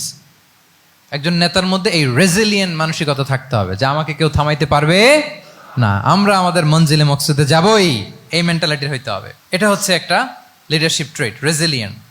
10 নম্বরে হচ্ছে স্ট্র্যাটেজিক লিডারশিপ। নেতার কৌশলী হতে হয়। তার যেই লক্ষ্য, মিশন, ভিশন, এটা সে সুকৌশলে আদায় করে নিবে। শুধু স্ট্র্যাটেজি নিয়ে, রাসূল সাল্লাল্লাহু আলাইহি ওয়াসাল্লামের স্ট্র্যাটেজি নিয়ে সুদীর্ঘ আলোচনা হতে পারে। আমি 2-1টা স্ট্র্যাটেজির কথা বলি, 2-1টা ওয়ার স্ট্র্যাটেজি। যুদ্ধের ময়দানে উনি কি স্ট্র্যাটেজি অবলম্বন করতেন দেখেন। উনি যুদ্ধের ডিস্ট্রাকশনকে, ক্যাজুয়ালিটি মিনিমাইজ করবার জন্য ওনার নির্দেশনা থাকতো, খবরদার কোনো নারীর গায়ে হাত তুলো না যুদ্ধের ময়দানে, শিশুর গায়ে হাত তুলো না, কোনো পাদ্রীর গায়ে হাত তুলো না, উপাসনারত যে সন্ন্যাসীরা আছে তাদের গায়ে হাত তুলো না, ওই এলাকার গবাদি পশুগুলোকে মেরো না, গাছপালা ধ্বংস করো না, যারা তোমাদের বিরুদ্ধে তলোয়ার ধরেনি তাদেরকে অ্যাটাক করো না।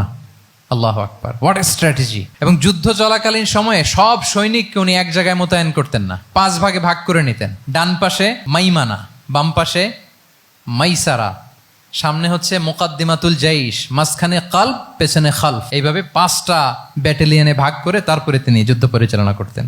What a war strategy. বদরের যুদ্ধে যখন পৌঁছলেন মদিনা থেকে 130 কিলোমিটার দূরে, দূরে আফসা দেখা যায়, মরিচিকার মধ্যে দেখা যায় ওই যে মুশরিকরা ওখানে আসছে, কিন্তু তারা কতজন এটা তো বোঝা যায় না। তো কিছু ছেলে এই মরুভূমিতে থাকে, ওদেরকে পানি সরবরাহ করে। এদেরকে রাসূল ইসলাম জিজ্ঞেস করলেন যে কুরাইশরা যে আসছে তারা সংখ্যায় কত, এটা না জানলে তো উনি ওনার ওয়ার স্ট্র্যাটেজি ঠিক করতে পারবেন না, যুদ্ধের কৌশল। তো এরা বলে নাহনু লা নাদরি, আমরা জানি না কত। এখন এটা কিভাবে তিনি বের করবেন, সংখ্যায় তারা কত, এটা তো আমাকে ফাইন্ড আউট করতে হবে। রাসূল সাল্লাল্লাহু আলাইহি ওয়াসাল্লাম বলেন যে ওরা কি খায়, বলে যে প্রতিদিন ওট জবাই করে খায়। তো রাসূল সাল্লাল্লাহু আলাইহি ওয়াসাল্লাম বলেন যে প্রতিদিন কয়টা ওট লাগে, বলে যে ইয়াউমান তিসআন ও ইয়াউমান আশরান। 2 দিন হয়েছে আসছে, তো প্রথম দিন দেখলাম 9টা জবাই করছে, আজকে দেখছি 10টা জবাই করছে। রাসূল সাল্লাল্লাহু আলাইহি ওয়াসাল্লাম বললেন ইদান আল কওমু মা বাইনা আত-তিসআমিয়া ওয়াল আলফ, তাহলে ওরা 900 থেকে 1000-এর মধ্যে। সুবহানাল্লাহ। এবার বলেন বদরের যুদ্ধে কুরাইশদের সংখ্যা ছিল কত? আল্লাহু আকবার, হোয়াট এ ওয়ার স্ট্র্যাটেজি। নমুনা দেখে বুঝে ফেলছেন কতজন তারা। এইভাবে রাসূল সাল্লাল্লাহু আলাইহি ওয়াসাল্লাম ওনার স্ট্র্যাটেজি নির্ধারণ করতেন। লোকেশন শেয়ার করতেন না, সুবহানাল্লাহ। কোথায় যাবেন বলতেন না, চলো চলো বলে ছুটতেছেন। কোথায় যাবেন উনি জানেন। অ্যাটাক করবেন এইদিকে ডান দিকে, অ্যাটাক করবেন কোন দিকে, কিন্তু মদিনা থেকে বের হতেন বাম দিক দিয়ে। অ্যাটাক করবেন উত্তরে, মদিনা থেকে বের হতেন কোন দিক দিয়ে, দক্ষিণ দিক দিয়ে। যে রাতে হিজরত করবেন মদিনা উত্তর দিকে, উনি দক্ষিণ দিকে চলে গেছেন গারে সাউরে 3 দিন থেকে আগে, ওরা যাতে বুঝতে না পারে। সুবহানাল্লাহ। এটা ছিল রাসূল সাল্লাল্লাহু আলাইহি ওয়াসাল্লামের ওয়ার স্ট্র্যাটেজি। এবং সবাই যেই পথে মক্কা থেকে মদিনা যায়, উনি কিন্তু ওই পথে যাননি। ক্যারাভেনগুলো, কাফেলাগুলো যেই পথে মক্কা থেকে মদিনা ইউজুয়াল রুট যেটা, যাননি। সাওয়াহেলি পথে, সাগরের পাশ দিয়ে স্পেশাল একজন গাইড ভাড়া করে তিনি গিয়েছেন। আল্লাহু আকবার। This is called strategy. তাহলে স্ট্র্যাটেজিক লিডারশিপ লাগবে, একজন নেতার স্ট্র্যাটেজিক প্ল্যানিং ঠিক করা লাগবে। এটা তাকে সামনের দিকে আগাতে অনেক সহায়তা করবে। 11 নম্বর, প্র্যাকটিক্যাল উইজডম, অর্থাৎ প্রজ্ঞা থাকতে হবে। একজন নেতা যে ডিসিশনগুলো সে মেক করবে, এটা প্রজ্ঞায় সুসজ্জিত হইতে হবে। আল্লাহ রাসূল সাল্লাল্লাহু আলাইহি ওয়া আলিহি ওয়াসাল্লামের যতগুলো সিদ্ধান্ত ছিল, কাজ ছিল, কোনোটাই প্রজ্ঞা থেকে খালি ছিল না, সবগুলো ছিল প্রজ্ঞায় সমৃদ্ধ। ভুরি ভুরি উদাহরণ হাজির করা যেতে পারে। আমি 2টা উদাহরণ দিই, মাক্কি জীবনের একটা উদাহরণ দিই। রাসূল সাল্লাল্লাহু আলাইহি ওয়াসাল্লাম মক্কাতে নবুয়তের 5ম বছরে যখন নও-মুসলিম সাহাবাদের উপর অত্যাচারের মাত্রা মারাত্মক বেড়ে গেল, রাসূল সাল্লাল্লাহু আলাইহি ওয়াসাল্লাম সাহাবাদেরকে হিজরতে পাঠালেন। বলেন তো কোথায় পাঠিয়েছিলেন, সবাই বলুন। আবিসিনিয়াতে, বর্তমান ইথিওপিয়া, ইরিত্রিয়া, ওই এরিয়াতে, আবিসিনিয়াতে তিনি পাঠালেন। বললেন যে দেয়ার ওয়াজ এ জাস্ট কিং আসহামা নেগাস। বললেন যে ওখানে আবিসিনিয়াতে যাও, ওখানে আসহামা নামে নাজ্জাশী একজন বাদশাহ আছে, খুব ভালো। তাদেরকে পাঠালেন নবুয়তের 5ম বছরে। যেতে লাগলো, এক এক সময় এক এক সাহাবী যায়, যে ওখানে বড় একটা বেস তৈরি হলো, মুসলিম কমিউনিটি তৈরি হলো। এরপর 13 বছর পরে মাক্কি 13 বছর, মাক্কি জিন্দেগির 13 বছর শেষ করে নবুয়তের রাসূল ইসলাম কোথায় চলে গেলেন, মদিনায়। মদিনায় যে রাসূল ইসলাম একটা ইসলামী স্টেট তিনি প্রতিষ্ঠা করলেন। 1ম হিজরি যায়, 2য় হিজরি যায়, একটার পর একটা যুদ্ধ যায়, মুসলিম কমিউনিটি বাড়ে, কমপ্লিট ইসলামিক স্টেট হয়ে যায়। কিন্তু ওই আবিসিনিয়া থেকে ওই গ্রুপ আর ফিরে না। নবুয়তের 5ম বছরে যে গ্রুপকে রাসূল সাল্লাল্লাহু আলাইহি ওয়াসাল্লাম জাফর ইবনে আবু তালেবের নেতৃত্বে আবিসিনিয়ায় পাঠিয়েছিলেন, তারা মদিনায় কোন হিজরিতে আসছে জানেন? এইটা যদি কেউ উত্তর দিতে পারে তাহলে বুঝবো he is very genius in সিরাত। 9ম, 7ম, মাশাআল্লাহ। কয়জন বলছে? এটা জানতেন কে কে? হাত তোলেন। মাশাআল্লাহ, অনেক জিনিয়াস আছে তো এখানে। হ্যাঁ, লটস অফ জিনিয়াস, মাশাআল্লাহ, মাশাআল্লাহ, তাবারাকাল্লাহ। জি, 7ম হিজরিতে এসেছিলেন জাফর ইবনে আবি তালেবের নেতৃত্বে। এখানে হিকমা, রাসূল সাল্লাল্লাহু আলাইহি ওয়াসাল্লামের উইজডমের ব্যাপারটা হচ্ছে, রাসূল সাল্লাল্লাহু আলাইহি ওয়াসাল্লাম আছেন মদিনাতে, একের পর এক কোরআনের আয়াত নাজিল হচ্ছে, আহকামগুলো সাহাবারা প্র্যাকটিস করতেছে, মসজিদে নববী হলো, ইসলামিক স্টেট হলো, বদরের যুদ্ধ হলো, উহুদ হলো, খন্দক হয়ে গেল, সব হয়ে যায়, কিন্তু ওনারা ফিরেন না কেন? ওনারা ফিরলেন সেই 7ম হিজরিতে খায়বার বিজয়ের পরে। এবং যেদিন জাফর ইবনে আবি তালেব আবিসিনিয়া থেকে সবাইকে নিয়ে ফিরলেন, রাসূল ইসলাম এত খুশি হলেন, উনি বললেন বি আইয়িহিমা আনা লা আদরি বি আইয়িহিমা আনা আফরাহ বি ফাতহি খাইবার আও বি কুদুমি জাফর। আজকে কোনটাতে আমি বেশি হ্যাপি আমি জানি না, আমার ভাই জাফরকে পেয়ে নাকি খাইবার বিজয়ের কারণ। আমি কনফিউশনে পড়ে গেছি যে এইটাতে বেশি খুশি হইলাম নাকি ওইটাতে। এর কারণ হচ্ছে রাসূল সাল্লাল্লাহু আলাইহি ওয়াসাল্লাম অপেক্ষা করতেছিলেন যে মদিনা এই স্টেটটাকে আগে ইন্টারনাল এবং এক্সটার্নাল যত থ্রেট হতে পারে সবগুলো থেকে আগে সেফ জোন বানাতে হবে। এমনও হতে পারে মদিনা হাতছাড়া হয়ে যেতে পারে। মদিনা যদি হাতছাড়া হয়, মদিনা থেকেও যদি আমার হিজরত করা লাগে, আমি কই যাব? ওইটারে সেকেন্ড বেস, প্ল্যান বি হিসেবে রেখে দিছিলেন যে জাফর তুমি আইসো না, তুমি থাকো, নতুন নতুন যা আয়াত আসবে আমি সাহাবী দিয়ে এই বিধানগুলো পাঠাবো, ওখানে প্র্যাকটিস করতে থাকো, ইউল বি ফাইন দেয়ার, থাকো, আশা লাগবে না। থাকতে থাকতে সপ্তম হিজরি পর্যন্ত, খন্দকের যুদ্ধের মাধ্যমে যখন কুরাইশদের 20 দাঁত ভেঙে দেওয়া হলো, সপ্তম হিজরিতে যখন খাইবার দুর্গ বিজয় হয়ে গেল, now Islam came as a regional super power. রাসূল ইসলাম বুঝলেন আর ইন্টারনাল থ্রেটও নাই, এক্সটার্নাল থ্রেটও নাই, এবার আর কোনো টেনশন নাই। জাফর ইবনে আবি তালিবকে চিঠি পাঠালেন, তিনি বিশাল বাহিনী নিয়ে মুসলিমদেরকে নিয়ে তিনি ব্যাক করলেন মদিনাতে। আল্লাহু আকবার। This is call wisdom, practical wisdom. রাসূল সাল্লাল্লাহু আলাইহি ওয়াসাল্লামের এইভাবে এমন কোনো সিদ্ধান্ত নাই যেটার পেছনে প্রজ্ঞা ছিল না, প্রত্যেকটা সিদ্ধান্ত ছিল প্রজ্ঞায় সুসজ্জিত। আমরা যদি মদিনার একটা উইজডমের কথা খেয়াল করি, খুব সংক্ষেপে বলি, মদিনাতে আল্লাহ রাসূল সাল্লাল্লাহু আলাইহি ওয়া আলিহি ওয়াসাল্লাম, মদিনার সোসাইটিতে মুনাফিক কারা বলেন তো? এটা কি রাসূল সাল্লাল্লাহু আলাইহি ওয়াসাল্লাম জানতেন না? জানতেন কিনা বলেন? এই জানাটা কি ধারণা বেজ, মানে মনে হয় ও মুনাফিক এরকম, নাকি গাইডেড বাই ওয়াহি, গাইডেড বাই রেভেলেশন? স্বয়ং আল্লাহ তাআলা জানিয়ে দিয়েছেন। এরপরও কোনোদিন রাসূল সাল্লাল্লাহু আলাইহি ওয়াসাল্লাম মানুষের সামনে কাউকে মুনাফিক বলে পরিচয় করিয়ে দেন নাই। মদিনার সোসাইটিতে কেউ জানতো না, বুঝতে পারতো আচরণ মুনাফিকের মতো, কিন্তু রাসূল সাল্লাল্লাহু আলাইহি ওয়াসাল্লাম কখনো বলেন নাই যে ও মুনাফিক। কখনো বলছেন? বলেন নাই। চিন্তা করছেন? আমরা তো কথায় কথায় ফেসবুকে মন মতো না হইলে কি লিখি? বেসড অন অ্যাজাম্পশন, আমার মন মতো হয় নাই, ও মুনাফিক। কিন্তু ওহী দ্বারা সুনিশ্চিত হয়েও রাসূল সাল্লাল্লাহু আলাইহি ওয়াসাল্লাম কাউকে মুনাফিক বলে অ্যাড্রেস করেন নাই। আল্লাহু আকবার। কেন করেন নাই? মুসলিম সাহাবারা চটে যাবে, মুনাফিকদেরকে হত্যা করবে, তখন মুশরিকরা, কোরাইশরা, ইহুদিরা কি বলবে? যে মুহাম্মদের অনুসারীরা একে অন্যকে হত্যা করে। কারণ মুনাফিকরা তো অন্য সাহাবীদের মতো তারাও মসজিদে নববীতে এসে রাসূল সাল্লাল্লাহু আলাইহি ওয়াসাল্লামের পেছনে নামাজ পড়তো। অ্যাপারেন্টলি দেখতে তো তারাও মুমিন, দেখতে তারাও কি মুমিন। কখনো রাসূল সাল্লাল্লাহু আলাইহি ওয়াসাল্লাম বলেন না। তবে হুযায়ফা ইবনুল ইয়ামান রাদিয়াল্লাহু তাআলা আনহু নামে একজন সাহাবী, উনি মদিনার গোয়েন্দা বিভাগের প্রধান ছিলেন রাসূল সাল্লাল্লাহু আলাইহি ওয়াসাল্লামের। উনাকে বলে গিয়েছিলেন কারা কারা মুনাফিক, নামের লিস্টটা অ্যাজ এ রেফারেন্স শুধু ওনাকে বলেছিলেন, আর কাউকে বলেন নাই। এজন্য ওমরে ফারুক রাদিয়াল্লাহু তাআলা আনহু যখন মদিনার খলিফা, তখন তিনি কেউ মারা গেলে ওনাকে যখন জানাজার ইমামতির জন্য বলা হতো, উনি দেখতেন যে ওই জানাজায় হুযায়ফা গিয়েছে কিনা। যদি হুযায়ফা ইবনুল ইয়ামান ওখানে যেতেন, উনি ওই নামাজের ইমামতি করতেন। আর যদি দেখতেন ওইখানে হুযায়ফা নাই, ওইখানে ওমরও নাই রাদিয়াল্লাহু তাআলা আনহু, আল্লাহু আকবার, তিনি কৌশলে পাশ কাটিয়ে বলতেন অন্য কেউ এই নামাজের ইমামতি করে দাও, আমি যাব না। আল্লাহু আকবার। তাহলে রাসূল সাল্লাল্লাহু আলাইহি ওয়াসাল্লামের উইজডম দেখেন, তিনি কমিউনিটির মধ্যে ইউনিটি ধরে রাখার জন্য কখনো মুনাফিকদের নাম বাই নেম তাদেরকে চিনতেন, কখনো ডিসক্লোজ করেন নাই। আল্লাহু আকবার। This is called wisdom. 12 number হচ্ছে, লাস্ট পয়েন্ট হচ্ছে succession management. A good leader produces a good leader, a true leader produces a true leader. একজন ভালো নেতা সে ভালো নেতা তৈরি করে, কি বলেন? একজন যোগ্য নেতা আরো যোগ্য উত্তরসূরি তৈরি করে, ঠিক কিনা বলেন? আমি শুধু নেতা, নেতৃত্বের সব গুণ আমার মধ্যে খালি হাবুডুবু খায়, আমি কাউরে নেতা বানাইতে পারলাম না, তো আমি চলে যাওয়ার পরে আমার দল চালাবে কে? আমার দেশ চালাবে কে? এই উম্মাকে নেতৃত্ব দিবে কে? রাসূল সাল্লাল্লাহু আলাইহি ওয়াসাল্লাম নিজে যেমনি অনুসরণীয় নেতা ছিলেন, অনুকরণীয় নেতৃত্ব দিয়েছেন, তিনি এরকম নেতৃত্ব তৈরিও করে গিয়েছেন, ঠিক কিনা বলেন? আল খোলাফা আর রশিদিন আল মাহদিন, তাদের কথা যদি খেয়াল করেন, আবু বকর রাদিয়াল্লাহু তাআলা আনহুর ব্যাপারে তো ওনার প্রচ্ছন্ন কিছু ইঙ্গিতও ছিল। ওনার অবর্তমানে নামাজ পড়িয়েছে কে মসজিদে নববীতে? আবু বকর রাদিয়াল্লাহু তাআলা আনহু। ওনার হজ পালনের আগে হজের জন্য পাঠিয়েছিলেন কাকে? নবম হিজরিতে আবু বকর রাদিয়াল্লাহু তাআলা। এগুলো ছিল প্রচ্ছন্ন ইঙ্গিত। এবং সাকিফায়ে বনু সাঈদাতে ওমরে ফারুক বললেন যে আপনাকেই আমরা নেতা মানি, সবাই এক বাক্যে মেনে নিল। আজও ওই জায়গাটা মসজিদে নববীর এক পাশে সাকিফায়ে বনু সাঈদার বড় সাইনবোর্ড আছে, ওখানে বিকেলবেলা আনসারি সাহাবারা বসে গল্প করতেন। ওই জায়গাতে আবু বকর রাদিয়াল্লাহু তাআলা আনহুর খলিফা নির্বাচনের ব্যাপারটা ঘটেছিল। উনি ওসিয়ত করে গিয়েছিলেন ওমরে ফারুক রাদিয়াল্লাহু তাআলা আনহু খলিফা হবেন। ওমরে ফারুককে যখন অ্যাসাসিনেশন করা হলো, উনি একটা প্যানেল করে দিয়ে গেলেন, সেখান থেকে ওসমান রাদিয়াল্লাহু তাআলা আনহু হলেন। ওসমান রাদিয়াল্লাহু তাআলা আনহুর হত্যা পরবর্তী উদ্ভূত পরিস্থিতিতে আলী রাদিয়াল্লাহু তাআলা আনহু হলেন। একজনের চেয়ে আরেকজন শ্রেষ্ঠ, একজনের চাইতে আরেকজনের মানাকে অসাধারণ, অসাধারণ। এই যে নেতৃত্ব রাসূল সাল্লাল্লাহু আলাইহি ওয়াসাল্লাম এটা জীবদ্দশায় তৈরি করেছেন। যার যেখানে ক্যাপাসিটি দেখেছেন তাকে ওই দিকে উদ্বুদ্ধ করেছেন।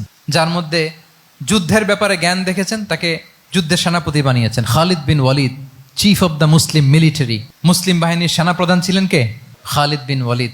ওনার দিয়ে কখনো কবিতা লিখতে পাঠাইছেন রাসূল সাল্লাল্লাহু আলাইহি ওয়াসাল্লাম, কিন্তু হাসান বিন সাবিতকে দিয়ে কি করছেন? শুধু কি কবিতা লেখানো, ওনার মিম্বরের পাশে মসজিদে নববীতে আরেকটা মিম্বর বানাই দিয়েছেন, স্টেজ, যে তুমি এখানে দাঁড়িয়ে এমন জ্বালাময়ী কবিতা লিখবে যেন গুজবাম হয় মুসলমানদের, জেহাদের ময়দানের জন্য ঝাঁপিয়ে পড়ে। তাহলে খালিদ বিন ওয়ালিদকে দিয়ে এক কাজ করিয়েছেন, হাসান বিন সাবিতকে দিয়ে আরেক কাজ করিয়েছেন।